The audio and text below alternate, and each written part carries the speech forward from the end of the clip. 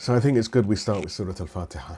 Bismillah ar-Rahman ar-Rahim, alhamdulillahi rabbil alameen, ar-Rahman ar-Rahim, maliki yawmiddin, iyaka na'budu wa iyaka nasta'in, ihdina as-sirata al-mustaqim, sirata alladhina an'amta alayhim, ghayra al-maghdubi alayhim walad-dallin. Sadaqa Allahu al-Ali al-Azim.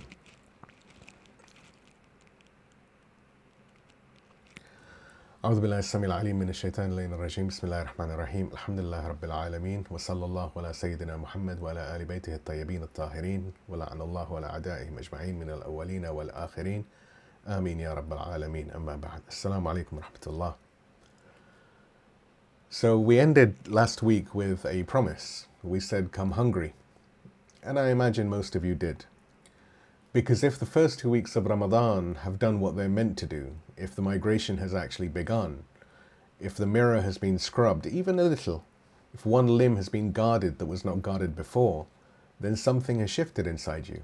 You feel it as absence, as a space, as a kind of interior quiet that was not there previously. And maybe, if we're being honest, as hunger.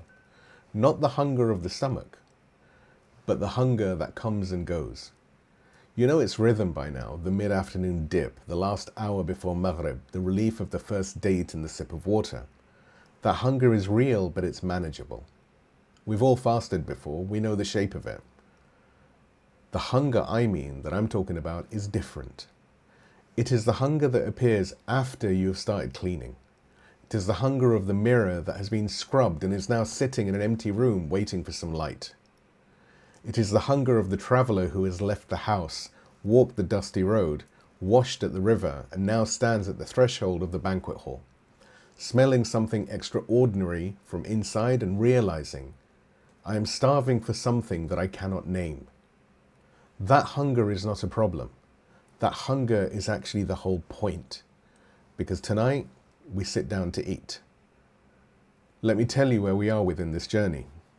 In the first session, session 1, we named the house of the ego, the pharaoh within, the structures of habits and desires and self-worship that keep us locked inside ourselves. And we said that fasting is the act of walking out of the door, the great migration.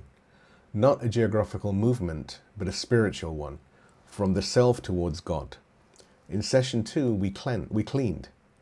We took the image of the mirror, the heart as a reflective surface, designed to catch and transmit the light of God, and we confronted the rust. We learnt from Mirza Malik Tabrizi that fasting has 3 tiers: the fast of the body, the fast of the limbs, and the fast of the heart. We heard the Prophet, peace and blessings be upon him and his family, rebuke a woman who fasted from food but feasted on cruelty. And we were told, how few are those who truly fast, and how many are those who are merely hungry. We picked one limb, we began to scrub. We ended with a question that has been hanging in the air ever since. A clean mirror in a dark room reflects nothing. An empty stomach that stays empty is not fasting, it is starvation. So what is the fast for? What does the emptiness make room for? Tonight, God willing, we answer that question, or we try. And the answer is older than any of us. It was given on the last Friday of Sha'ban by Prophet Muhammad, peace and blessings be upon him and his family, to a community that was about to enter the month of God. And it begins with an invitation to dinner. And it's no accident that we gather tonight, the 10th of Ramadan, to speak about the banquet. Because today we mark the passing of the woman who understood the feast before anyone else did. Sayyedah Khadijah, the mother of the believers, who left the world on this day, in this month, in this very season of hunger and light. The woman who took everything God gave her, her wealth, her standing, her comfort, her health, everything, and fed it to the mission until there was nothing left of her but her faith. We will, God willing, return to her later on tonight. But for now, know this. The woman who first believed in the Prophet is the woman who first sat at God's table. And she did not fill up on bread at the door. Please give me a salawat and we move on to movement 1, the core concept, the banquet of dignity. اللهم صل على محمد وآل محمد.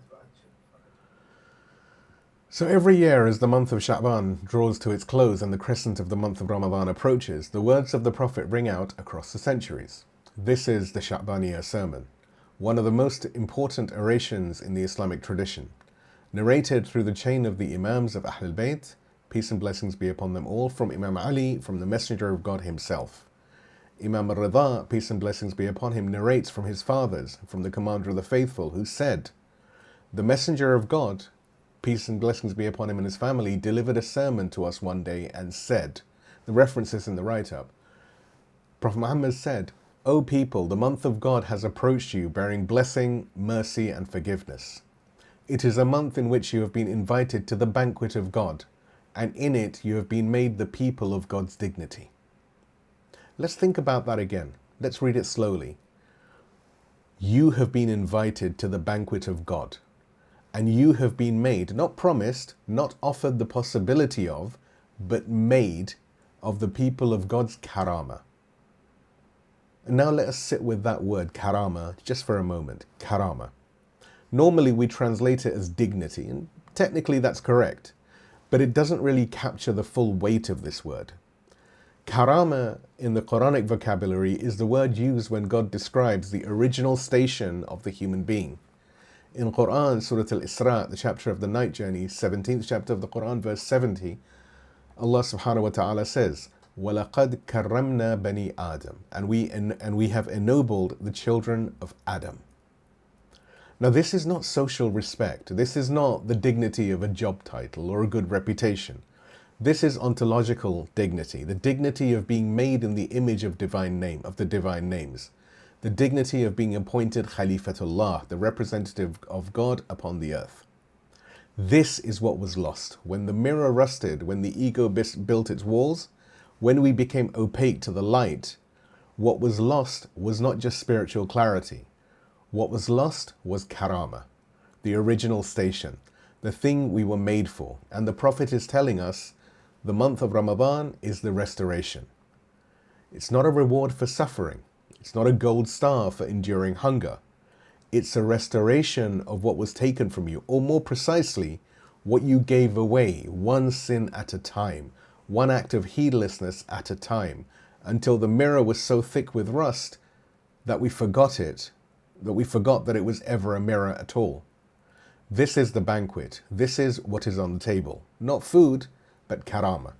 Not drink, the original human dignity that God placed in you before the world got to it. Now here's a question that structures everything else for tonight. If you were invited to the banquet of a king, a real king, not a figurehead or a clown, but the most powerful and generous being you could possibly imagine, and you arrived at the palace, and you walked through the gates, and you entered the hall, and you saw the table set with the things you had never seen before, dishes prepared specifically for you, a seat with your name on it. Would you fill up on bread at the door? Would you stop at the entrance, grab a roll from the basket on the side table, and stand there chewing while the feast of your life waited in the next room? But that is what we do every Ramadan. We obsess over the iftar spread. We plan the menu. We share the recipes. We count down the hours until Maghrib. And when the adhan sounds, we fall on the food like people rescued from a desert island. The dates, the samosas, the soup, the rice, the sweets, so on. We eat and we eat and we eat until the hunger of the day is drowned in the abundance of the night. And there is nothing haram in that. God made us hungry. God made food good. The Prophet himself, peace and blessings be upon him and his family, broke his fast with dates and water and enjoyed what God had provided him. This is not an argument against eating, but the iftar spread is the bread at the door. The actual feast, the karamah, this is in the other room, and most of us never make it past the entrance. So what's on the table? What is the soul's food? What is the dish that the king has prepared and that we keep missing because we're too full of bread to want anything else? Imam Khomeini, may God rest his pure soul, answers this with a passage that belongs in every Ramadan curriculum in the world. In al-Salat, the disciplines of prayer, his masterwork on the inner dimensions of prayer, he writes, The reference again is in the write-up. He says, similarly, for hearts and spirits, there is a food that must be suitable for the state of each and consistent with its origin. And the appropriate food for the origin of spirits is divine knowledge, al-Ma'arif al-Ilahiyya. This is the core thesis of tonight's session. The soul has a food. It is not metaphorical, it's not poetry. The tradition is making an ontological claim. In the same way that the body has a nutritional need that, if unmet, leads to weakness, disease, and death, the soul, the ruh, has a nutritional need that, if unmet, leads to spiritual weakness, spiritual disease, and ultimately spiritual death. And that food is Marifah, divine knowledge. Now, this is crucial. Marifah is not information about God. That is theology, and it has its place. But you can have a PhD in theology and still have a starving soul. Marifah is experiential knowledge. It is the difference between reading about honey and tasting it, between studying the properties of water and plunging into the ocean, between knowing that God is merciful because you read it in a book and experiencing that mercy wash over you in a moment of prayer so overwhelming that you cannot speak. One is knowledge about, the other is knowledge of. The scholars tell us that Ma'rifah begins with the names of God and extends through the entire chain of existence, from the first cause to the last leaf on the last tree. It is not a single insight, but nourishment, something that the soul metabolizes.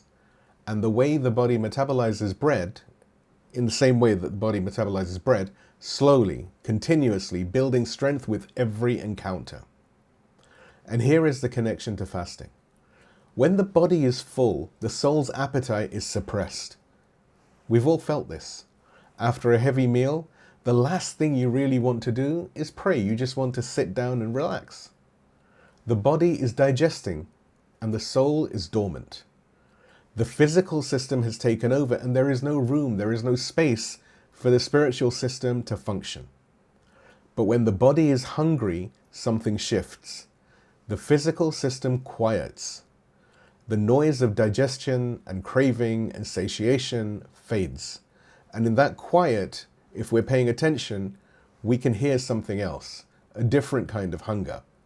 A pull towards prayer, towards reflection, towards Quran, towards something that is not food, but that your whole being is reaching out for. That is the soul's appetite. That is the hunger that the month of Ramadan is designed to awaken.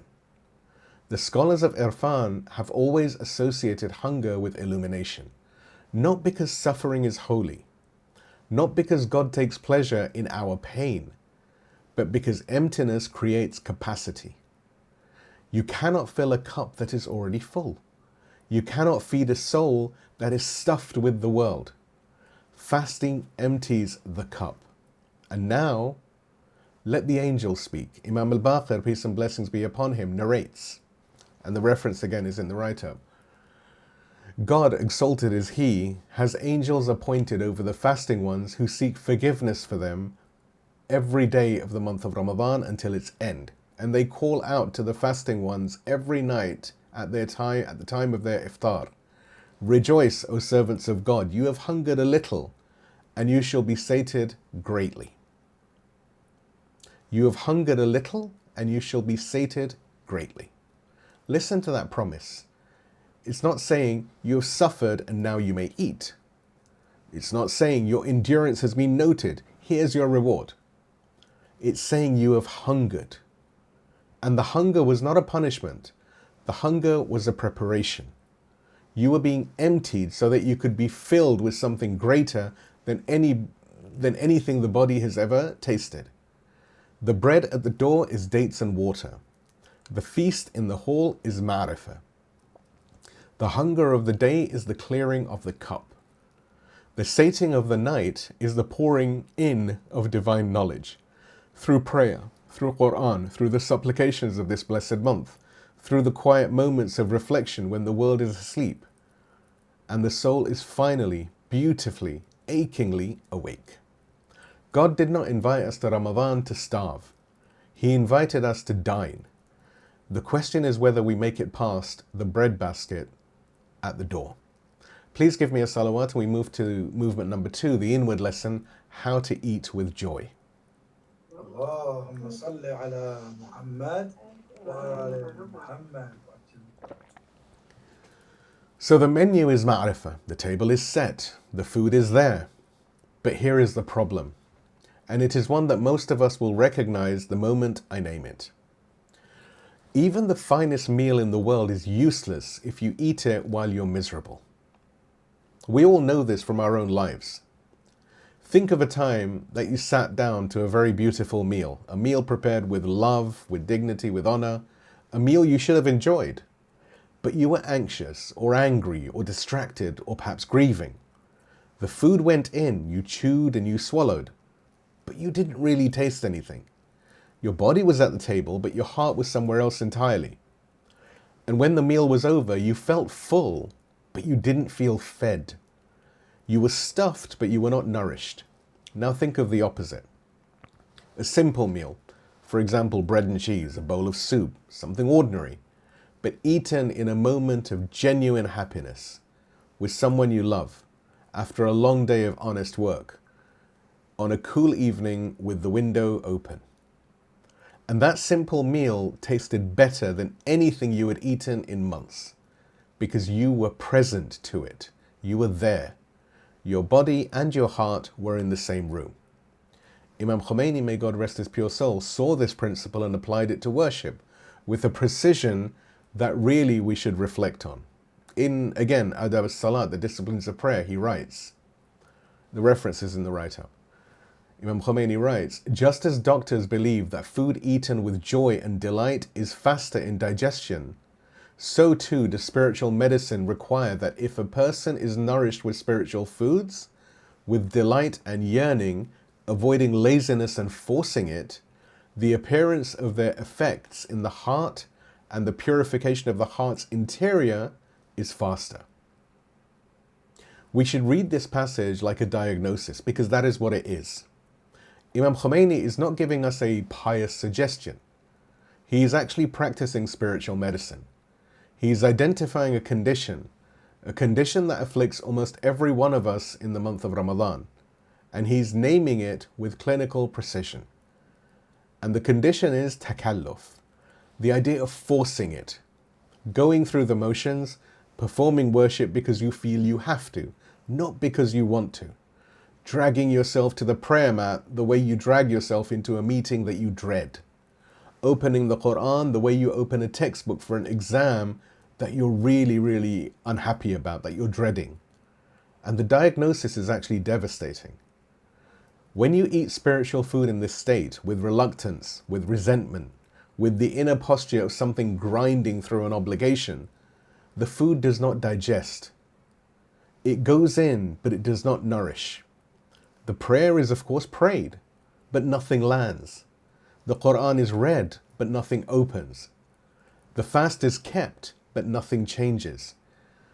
You go through the month of Ramadan doing everything right, externally, perfectly, the full 30 days, and you come out of the other end exactly the same person you were when you went in. Not because the food was bad, but because you ate while you were nauseous. This is the one thing that silently destroys most people's Ramadan, and almost no one talks about it. We talk about the 3 tiers of fasting. We talk about guarding the limbs. We talk about the Quran and the night prayers and the supplications. But we rarely talk about the emotional posture with which we approach all of this. And the emotional posture for many of us is dread. Let's be honest. When the month of Ramadan approaches, what is the first feeling? For many people, good people, faithful people, people who love God and want to be close to Him, the first feeling is not excitement, it's anxiety. It is the weight of 30 days of hunger, 30 nights of staying up, 30 rounds of prayer that feel long and words that feel distant. It is the quiet thought, I hope I can get through it this year. Get through it. As if it was an ordeal to be survived. As if the banquet of the king was a prison sentence to endure. And this is not a failure of faith, it is a failure of framing. We have been taught by culture, by habit, by the sheer weight of routine, to see the month of Ramadan as deprivation. I cannot eat, I cannot drink, I must pray, I have to read. The entire vocabulary, the internal vocabulary, is the vocabulary of obligation, restriction, and endurance. And Imam Khomeini, may God rest his pure soul, is saying that vocabulary is poisoning your food. And he backs this up with hadith. The Imam quotes from Imam al-Sadiq, peace and blessings be upon him, and the references in the write-up, who says, do not force worship upon yourselves. And the Prophet Muhammad, peace and blessings be upon him and his family, also says, and again the reference is also in the write-up, O Ali, this religion is firm, so enter deeply into it with gentleness, and do not make the worship of your Lord hateful to you, to yourself. And from Imam Hassan al-Askari, may peace and blessings be upon him, who says, when the hearts are eager, entrust them with knowledge, and when they turn away, bid them farewell, let them rest. The Prophet and the Imams, one message. The worship of God is not meant to be a burden that breaks you. It's meant to be a meal that feeds you, that nourishes you. And if you approach it with a type of hatred, with force, with the clenched jaw of someone enduring rather than enjoying, you are not only making yourself miserable, you're actually blocking the very nourishment that God has lovingly prepared for you. So what do? How do we shift from dread to delight, from endurance to appetite? The shift is simple, not easy, but simple. It's a change of vocabulary, a change of the internal story that you tell yourselves, that we tell ourselves about what is happening to us in this month. Replace the word obligation with the word nourishment. You are not obligated to stay up tonight for this a'mal. You are being fed. The du'as of these nights, du'a al-Iftitah, du'a Abu Hamza, the prayers of the nights of Qadr, these are not tasks on a checklist. They are plates set out before you, full of something your soul has been hungry for the entire year. The question is not, can I get through all the amal tonight? Rather, the question is, how much of this food can I actually taste? You are not required to read your daily portion of Quran. You are eating. Every ayah is a morsel. Every surah is a course. And you have been starving, whether you knew it or not, since last Ramadan, when the table was last set this generously. You are not enduring the hunger of the fast. You are clearing the palate. A perfumer does not douse himself in cologne before testing a new scent. A chef clears his palate before tasting a new dish. The emptiness of the day is not the punishment, rather it's the preparation. It is the thing that makes your spiritual taste buds sharp enough, makes them sharp enough to actually detect the flavor of what God is serving at night. This is what the Prophet meant when he said in that same Sha'baniyyah sermon that your breaths in it are glorifications, your sleep in it is worship, your deeds in it are accepted, your supplications in it are answered. Your breaths are tasbih, your sleep is worship. Can we hear what Prophet Muhammad is saying? Even the involuntary, unconscious acts of the month, breathing and sleeping, are being counted as worship. The entire month is a table set so generously that you're being fed even when you're not aware of it. How can anyone approach this with dread? How can anyone frame this as deprivation? The problem is not the month. The problem is that we have been told a story about the month that makes us eat with nausea instead of with appetite and gusto. And the food, the Marifah, the Karimah, the divine knowledge that God has been trying to feed us, goes in, but it doesn't land. So here's an exercise for the week, for all of us. It's not about adding more worship to your plates or to our plates. It's about changing how you eat what is already there. Tomorrow before Fajr, before we begin the fast, say to yourself out loud if we need to, I am not being deprived today. I am being prepared.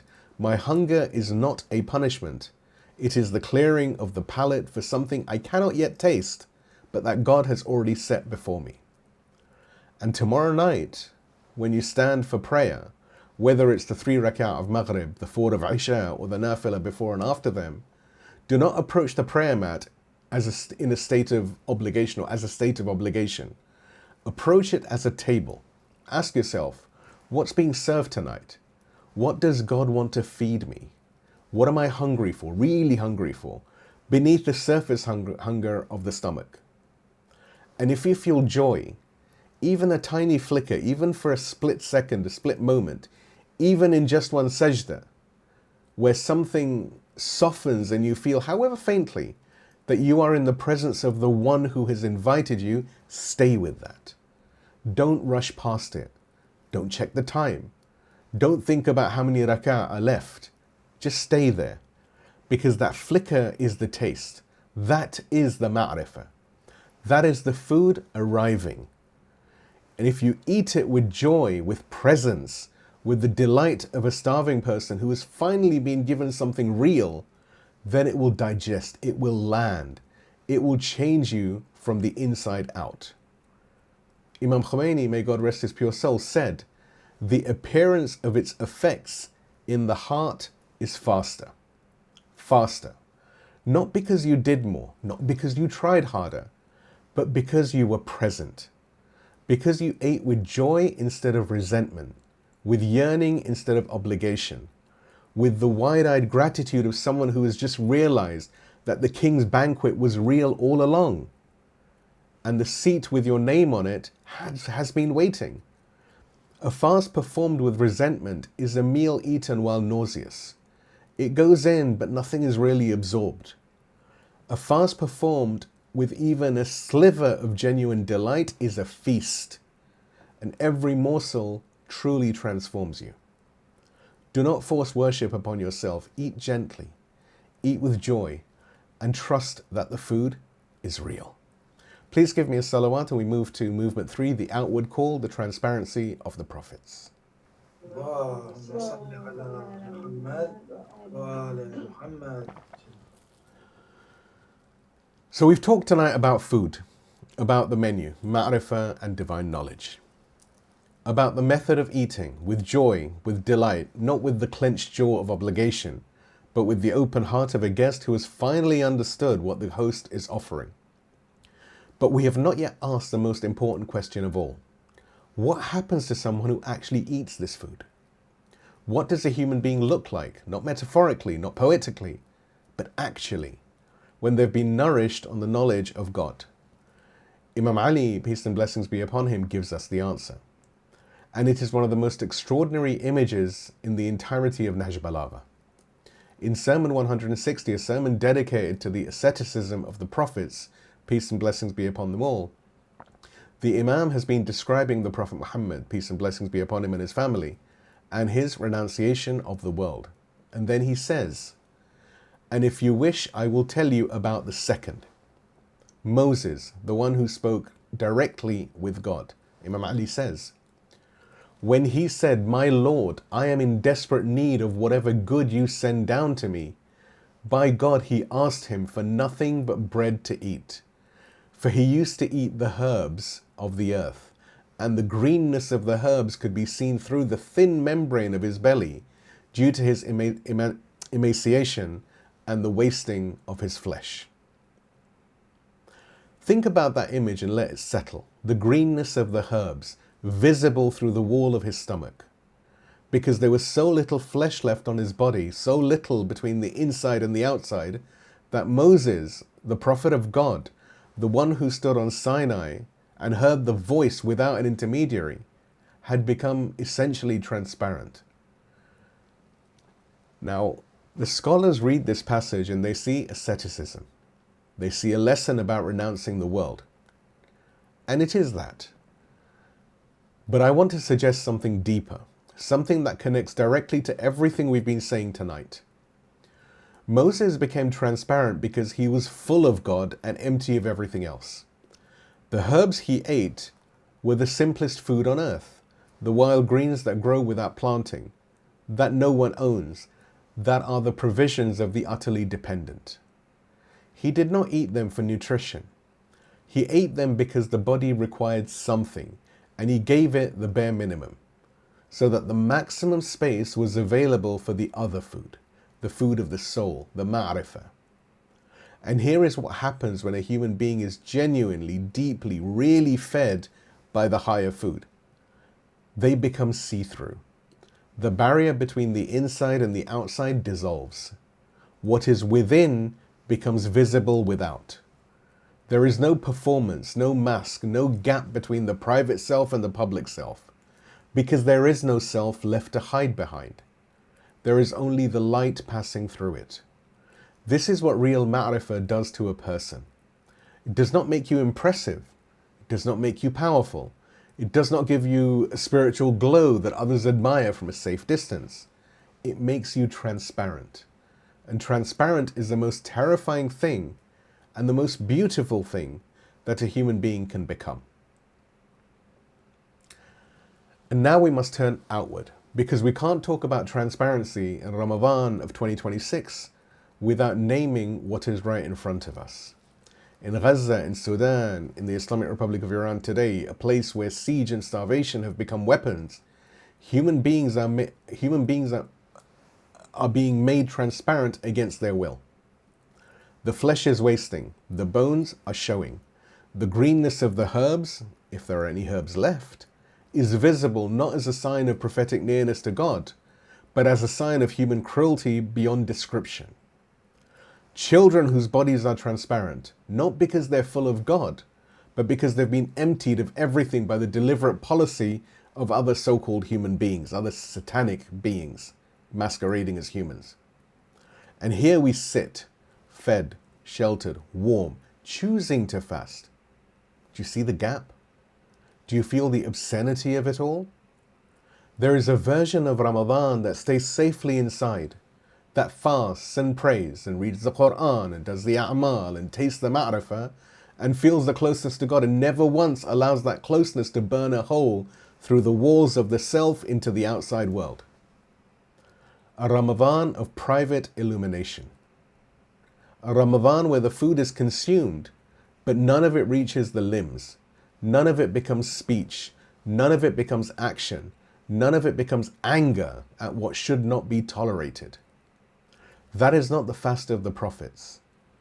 Moses did not become transparent so that he could admire his own luminosity. He became transparent so that God could be seen through him, so that the truth of the world, its beauty, its horror, its desperate need for justice, could pass through a human being without obstruction. And the Prophet Muhammad, peace and blessings be upon him and his family, in the same Sha'baniyyah sermon, after telling us about the banquet and the Marifah and the breaths that are tasbih, after all of that inner nourishment, says, give charity to your poor and your destitute. Honor your elders and show mercy to your young. Maintain your ties of kin and guard your tongues. And show compassion to the orphans of others as you would wish compassion shown to your own orphans. The orphans of others, as you would wish for your own. This is the social program embedded in the banquet. This is the outward direction of the food. Ma'rifah is not a private experience to be hoarded. It is a force that passes through the transparent body and becomes justice in this world. And the dua that every one of us recites every night of this month of Ramadan, dua al-Iftitah, the supplication that opens the nights of Ramadan, does not let us forget. In one of its most extraordinary passages, after praising God and calling for the return of the Imam of our time, may our souls be his ransom, it makes us say, Allahumma inna narghabu ilayka fi dawlatin Karimah. O God, we yearn towards you for a noble state. تعز بها الإسلام وأهله وتضل بها النفاق وأهله. through which you will honor Islam and its people, and through which you humiliate hypocrisy and its people. وَتَجْعَلُنَا فِيهَا مِنَ الدَّعَاةِ إِلَىٰ طَاعَتِكَ وَالْقَادَةِ إِلَىٰ سَبِيلِكَ. And in that state, make us among those who call to your obedience and lead us towards your path. Dawlatan Karimah, a noble state, a dignified order. This is the main course of the banquet. This is what God is actually feeding us towards. Not a private ecstasy, not a personal illumination, not the sweet and safe feeling of closeness that asks nothing of the world, of us in the world rather. God is feeding us the Marifah so that we become hungry for a Dawlatan Karimah, a noble state. A world where Islam is honored and hypocrisy is brought down, where the truth is not hidden out of fear, where the orphans of Gaza, of Lebanon, of Sudan, Kashmir, Yemen, etc., and every forgotten place are shown the same compassion we demand for our own children.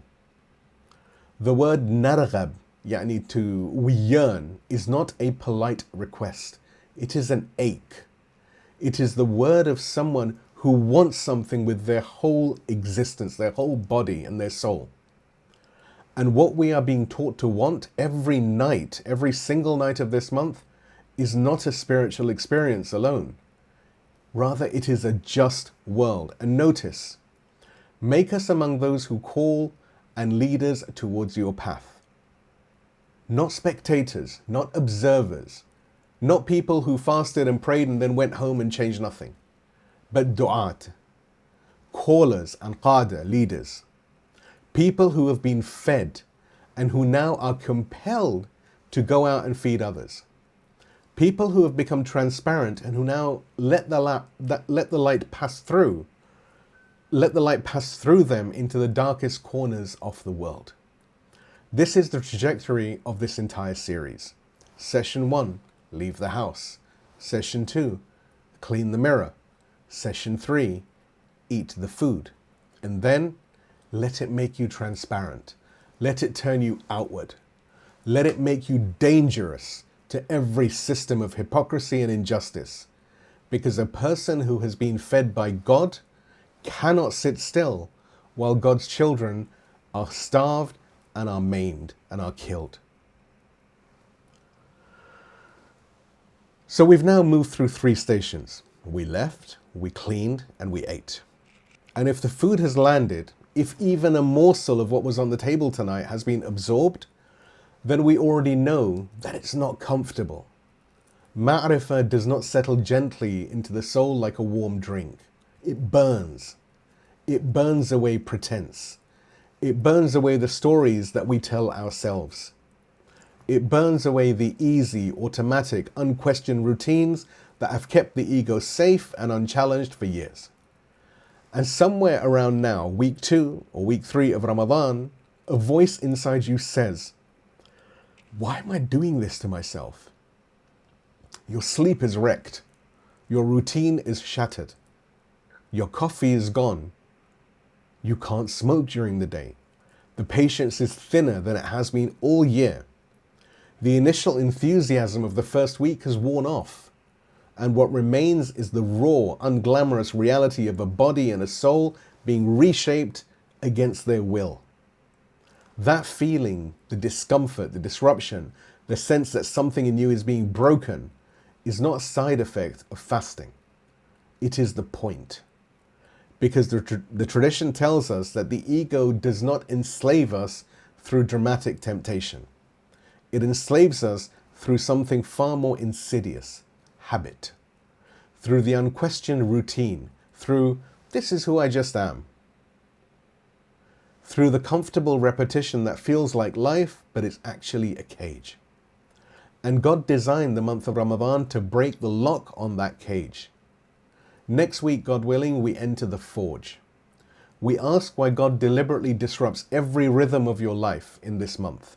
We learn from Imam Ali, peace and blessings be upon him, himself, that the word for what he does to his soul is not punishment.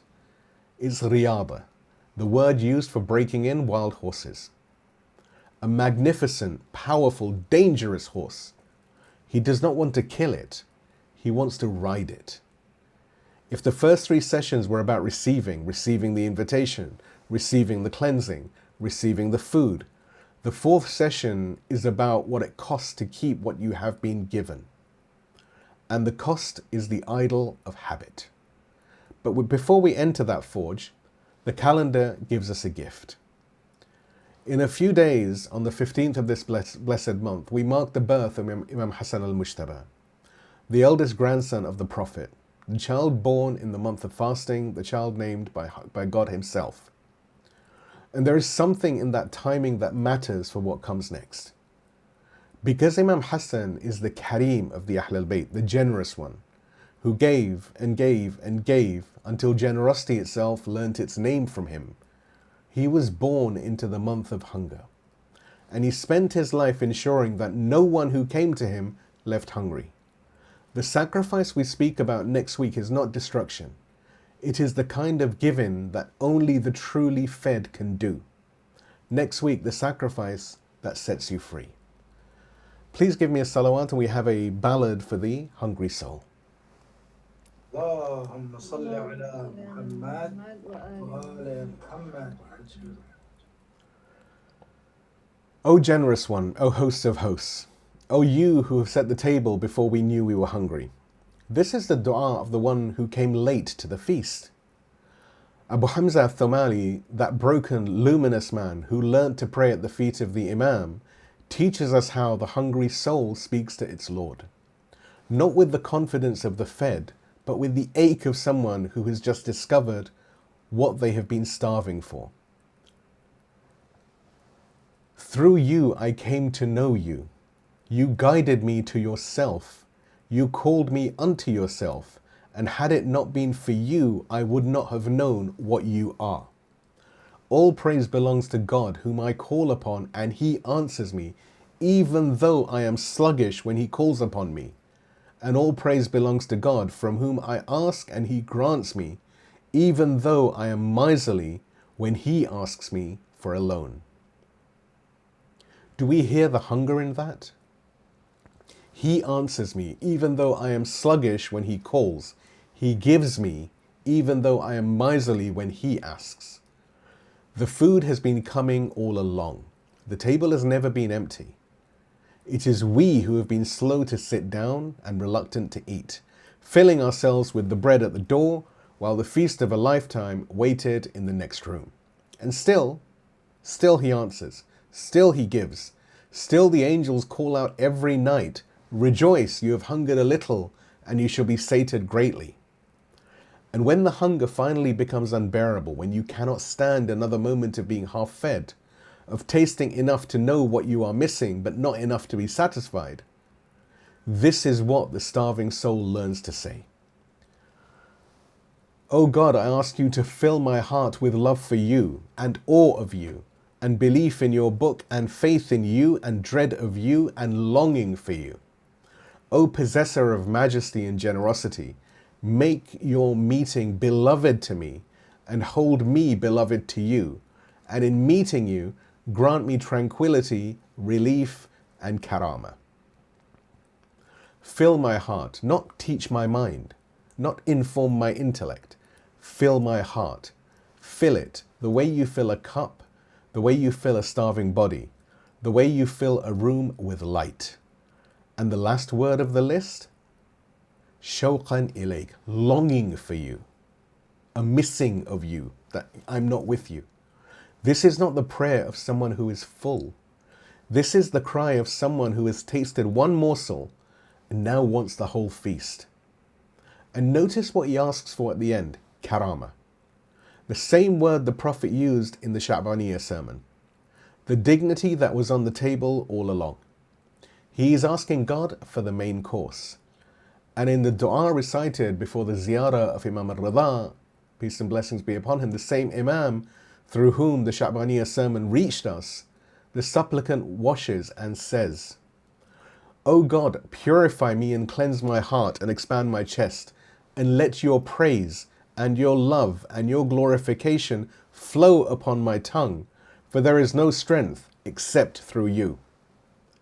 Purify me, expand me, and then let it flow. Let the praise move through me, not stick inside me.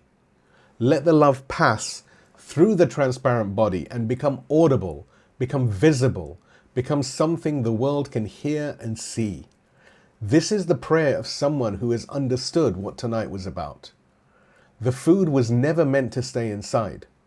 It was meant to pass through, to make us transparent, luminous, dangerous to every lie and every silence. And so, having heard how the masters teach us to ask, having learnt the vocabulary of sacred hunger, we lift our hands and say, O God, we came to your table and filled up on bread. We counted the hours until Maghrib and called that fasting. We ate the dates, we drank the water, recited the Bismillah, and never once asked what else. You had prepared for us. The Marifah was there, the Karamah was there. You set the feast before we arrived, and we sat in the doorway and called it enough. O God, we are not starving, or rather we were not starving. We were refusing to eat. And tonight something cracked. We heard that the food of the soul is real as bread, and as necessary as water. We heard that you designed this hunger not as punishment, but as preparation, as clearing of the palate for something we had never tasted, but that our whole being has been aching for since before we were born. And we tasted it. Oh God, we tasted it. A flicker. A moment in Sayyedah where something shifted and the chest opened, and for one breath, one single breath, we were not performing worship. We were being fed. Do not let that flicker die. O God, by Muhammad, who was so full of your light that the world has not stopped reflecting him in 1400 years. By Khadijah, O God, by Sayyedah Khadijah, by the woman whose day this is, the woman who left this world on the 10th of your month, in this very season of hunger and feast. She was the first to believe, the first to pray beside him, the first to spend everything, her wealth, her reputation, her comfort, her body, everything, feeding a mission that the whole world rejected. She understood the banquet before anyone, that the food passes through you and becomes life for others. She fed the Prophet when no one else would. She fed the da'wah, the invitation, when no one else could. And when there was nothing left to give, when the siege of Shaybah Abu Talib had taken her health, her strength, and the very flesh from her bones, she gave that too. And she left this world transparent, like Moses, like the herbs seen through his skin. Not because she chose asceticism, but because she poured herself out so completely that there was nothing left between her and you. By Ali, who ate 2 loaves of barley and disciplined his soul until it came safely on the day of the great fear. And by Sayyedah Fatima, who hungered in this world so that the hungry of every world could eat. By Hussein, who was denied even the water of the Euphrates, and whose thirst became the river from which every revolution of justice has drunk. We ask you, teach us to eat, not the bread at the door, but the feast in the hall. Make us hungry for what is real, for Marifah, for knowledge of you, for the taste of your presence in the quiet hours of this month, when the world is asleep and the soul is finally, terribly, beautifully awake. And when the food lands, when the Marifah enters, and the heart begins to see, do not let us hoard it. Do not let us curl around the light and make it a private treasure.